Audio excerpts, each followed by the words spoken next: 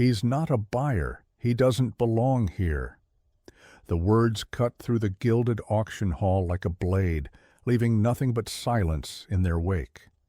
Every head turned to watch as the elderly man's weathered hands trembled against the velvet rope that separated him from his own creation. The exclusive Manhattan rare book auction glittered with wealth. Champagne flutes clinked softly as million-dollar manuscripts passed between manicured hands. Security guards in tailored suits flanked the entrances, their earpieces occasionally whispering confirmations of net worths. The auctioneer, in his immaculate three-piece suit, had announced the evening's centerpiece, a one-of-a-kind manuscript valued at over $2 million, with practiced reverence. What the crowd didn't notice was the figure in the corner nursing a single glass of whiskey. He stood partially shadowed by a massive marble column, his eyes focused not on the rare manuscripts, but on the elderly man now being ushered toward the exit. Johnny Depp set his glass down silently, his expression shifting from casual observer to something entirely different as he straightened his jacket and began moving through the crowd. Thomas Warren had written The Forgotten Hour 63 years ago when he was just 22. The novel had sold poorly then, too experimental, the critics said, but time had transformed his work into something sacred among literary circles. Now, at 85, with arthritic hands and clothes that hadn't been fashionable in decades, he stood watching his life's masterpiece displayed under museum-grade glass, tagged with a price he could never afford. "Sir, I'm asking you politely to step back," the security guard repeated, his voice lowered but firm. "This event is for registered buyers only." The guard's hand hovered near Thomas's elbow, ready to escort him out without causing a scene. "But I wrote it," Thomas whispered, his voice barely audible over the elegant classical music floating through hidden speakers. "Those words, they're mine." His weathered finger pointed toward the manuscript, where his youthful handwriting filled the yellowed pages with crossed-out lines and margin notes that told the story behind the story. The security guard exchanged glances with the auction assistant, who gave a small, dismissive shake of her head. This wasn't the first time someone had tried to gain entry with unusual claims. The auctioneer cleared his throat, tapping his gavel lightly to redirect the room's attention. "Ladies and gentlemen, we continue with Lot 23, the original manuscript of The Forgotten Hour, a true literary treasure." His voice carried the practiced enthusiasm of someone who had sold items worth more than most people's lifetime earnings. Written in 1961, this manuscript represents the birth of magical realism in American literature. Opening bid starts at $1 million. Paddles rose throughout the room. Thomas watched in disbelief as strangers bid on his words, his memories, his midnight confessions, scribbled during a summer when he believed he could change literature forever. A tall woman in the front row, dripping in diamonds that caught the light with every slight movement, nodded to increase her bid to $1.4 million without even looking at the manuscript. "I just want to see it one last time," Thomas pleaded with the guard, his voice cracking. "I never kept a copy for myself. I was young and foolish." The commotion at the entrance was beginning to draw unwanted attention. A few heads turned, annoyed expressions flickering across carefully maintained faces. The auctioneer paused momentarily, his rhythm disrupted by the disturbance. He gave a subtle nod to another security guard, signaling for the situation to be handled immediately. "We have $1.6 million from Paddle 47, the auctioneer announced, his voice rising with practiced excitement. "Do I hear 1.7? This is a once-in-a-lifetime opportunity to own the manuscript that redefined a generation of American literature." A second guard approached Thomas from behind. Between them, they began to guide the elderly writer toward the exit, their movements deliberate, but gentle enough to avoid creating a spectacle. Thomas's weathered shoes scraped against the polished marble floor as he tried to plant his feet, his dignity eroding with each step toward the door.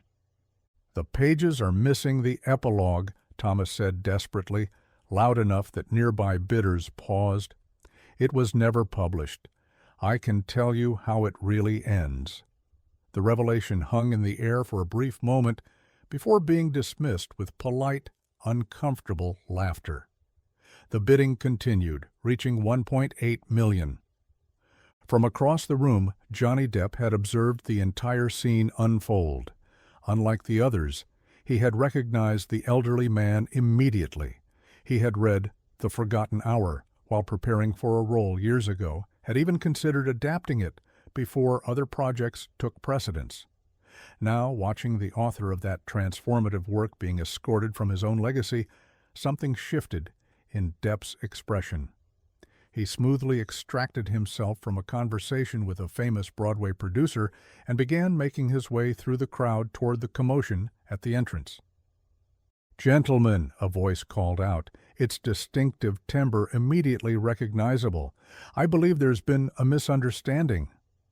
Johnny Depp stood just a few feet away, his presence causing an immediate ripple effect through the crowd.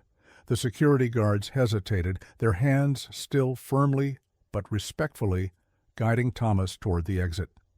The auctioneer faltered mid-sentence, his gavel suspended in mid-air.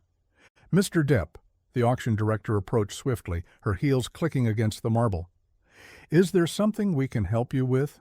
The bidding for this manuscript is reaching quite an exciting point." Her smile was practiced perfection, her eyes silently pleading for any potential disruption to be handled discreetly. "I'm curious," Depp said, moving closer to Thomas, "why this gentleman is being removed." His voice remained casual, but carried an underlying firmness that commanded attention. People began to whisper, phone cameras discreetly rising above shoulders to capture the unexpected celebrity intervention.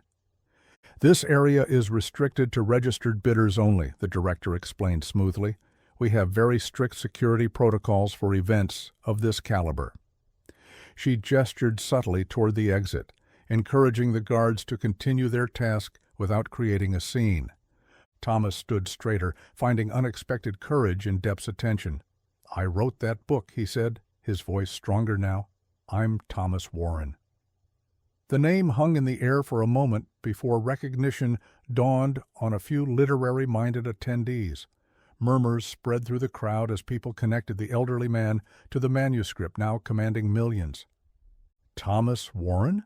Depp repeated, genuine surprise and respect coloring his voice. He extended his hand to the elderly writer. "Your work has meant a great deal to me over the years. The Forgotten Hour got me through some difficult times." The sincerity in his voice was unmistakable, creating an immediate shift in the atmosphere. The auction director's expression faltered between maintaining protocol and accommodating a celebrity whose net worth could purchase half the items in the room. "Mr. Warren, we had no idea," she began, but the auctioneer interrupted from the podium. "We have $1.9 million from Paddle 32, he announced, attempting to regain control of the room and redirect attention to the bidding. "Do I hear $2 million for this extraordinary piece of literary history?" Depp turned toward the podium, his expression hardening slightly. "You're selling a man's legacy without even acknowledging his presence in the room." His voice carried without being raised, the result of years of actorly training. "Does anyone here actually know the story behind this manuscript?" The room fell uncomfortably silent. The woman with the diamonds shifted in her seat, lowering her paddle slightly. Other bidders exchanged glances, suddenly aware of the elderly author standing among them. The auctioneer cleared his throat, visibly uncertain how to proceed with the unexpected interruption from someone of Depp's stature. "Perhaps," Depp continued, placing a gentle hand on Thomas's shoulder, "before we continue putting a price tag on Mr. Warren's life's work, we might allow him to approach the manuscript he created, to share with us the story that isn't in the catalog description." The auction director hesitated, caught between protocol and a rapidly evolving public relations situation. Phones continued to record the interaction, the potential for viral content growing with each passing moment. She gave a barely perceptible nod to the security guards, who released their gentle grip on Thomas's arms. "Of course," she said finally, her voice betraying the calculations happening behind her smile. "We would be honored to have the author provide some context for this magnificent work." She gestured toward the display where the manuscript lay open under glass, surrounded by spotlights designed to highlight its yellowed pages and handwritten notes. Thomas moved forward slowly, Depp walking beside him with a patient stride that matched the older man's pace. The crowd parted, creating a pathway to the display. Some guests looked genuinely interested, others merely entertained by the unexpected drama interrupting their exclusive evening. A few wealthy collectors appeared annoyed at the delay, still clutching their paddles with determination. "I wrote this in a one-room apartment in Greenwich Village," Thomas said, his voice gaining strength as he approached his creation. "The heating worked 1 day out of 7. I wrote most of it wearing gloves, with the fingertips cut off." The auctioneer remained at his podium, his professional smile frozen in place, though his eyes darted toward the auction director for guidance. The bidding had stalled at $1.9 million, the paddle holders watching this unscripted moment unfold with varying degrees of interest and impatience. As Thomas and Depp reached the display case, the elderly author's hand extended instinctively toward the glass, stopping just short of touching it. His reflection overlaid the manuscript, his younger self's handwriting beneath his aged face. The symmetry wasn't lost on those watching, especially as Depp stepped slightly back, allowing Thomas his moment with his creation while simultaneously ensuring everyone in the room witnessed it. "Could we open the case?" Depp asked, his question hanging in the air like a challenge. The auction director's eyes widened slightly at the unexpected request that violated every protocol of their carefully orchestrated event. "I'm afraid that's not possible," she replied, maintaining her professional composure. "The environmental controls and security measures—" "I believe we can make an exception," Depp interrupted gently but firmly. "After all, these are Mr. Warren's words, his thoughts, his life." He turned to address the room directly, his natural charisma commanding attention without effort. "How many of us get to hold our legacy in our hands, to touch the physical manifestation of our life's purpose?" The crowd shifted uncomfortably. The question transcended the immediate situation, touching something universal. Even those annoyed by the interruption found themselves unable to object. Camera phones continued to record, capturing every word and expression for the outside world. "Please," Thomas said, his voice barely above a whisper, but somehow filling the silent room. "I've never held it since I sold it. I didn't know it would be my only published work. I didn't know it would be all I left behind." The simplicity and raw honesty of his statement hung in the air. A woman in the third row quietly lowered her paddle all the way down to her lap. An older gentleman near the front removed his glasses, wiping them unnecessarily with a silk pocket square. The diamond-adorned bidder studied Thomas's face with newfound interest, recognition slowly dawning in her eyes. After a prolonged silence, the auction director gave a subtle nod to a white-gloved assistant who approached with a key card. The security system beeped softly as the case unlocked with a barely audible hiss. The manuscript lay exposed, no longer separated from its creator by museum-grade glass. "Cotton gloves, please," the assistant murmured, offering a pair to Thomas. The elderly writer's hands trembled as he pulled them on, the simple act loaded with anticipation and reverence. "I remember this correction," Thomas said, as his gloved fingertip hovered over a crossed-out passage. "I stayed up 3 nights straight rewriting this section." He looked up at the crowd, his eyes bright with memory. "The character was based on my sister. She died before the book was published. This was my way of keeping her alive." A collective breath seemed to be held throughout the room. The manuscript had transformed from an expensive collectible to something living and personal, before their eyes. The price tag that had been climbing toward $2 million suddenly seemed simultaneously excessive and inadequate. "You mentioned an unpublished epilogue," Depp prompted gently, standing close enough to offer support, but far enough to keep the spotlight on Thomas. Thomas nodded, carefully turning to the final page. "The published ending is incomplete. I wrote an epilogue that the publisher rejected, said it was too ambiguous, too challenging." He looked up, his eyes moving across the faces watching him. They wanted something more commercial, something that tied everything up neatly.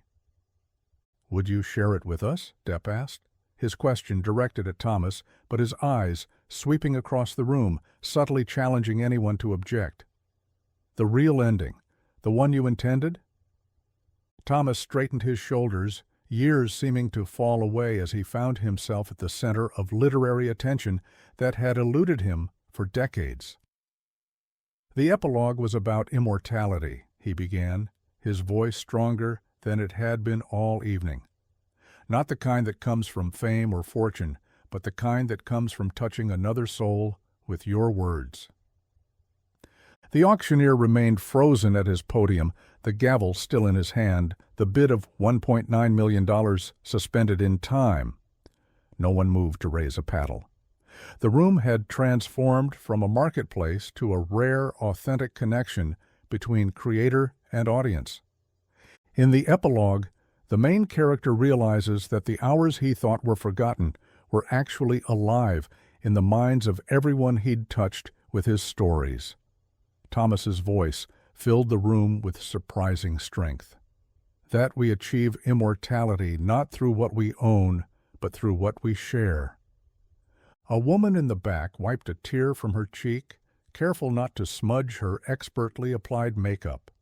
A young assistant who had been diligently taking notes for his employer closed his notebook, completely absorbed in Thomas's impromptu recitation. "I always wondered if anyone would understand what I was really trying to say," Thomas concluded, carefully closing the manuscript with reverent hands. He looked directly at Depp, then at the crowd of wealthy collectors. "Tonight, I got my answer." The silence that followed was profound.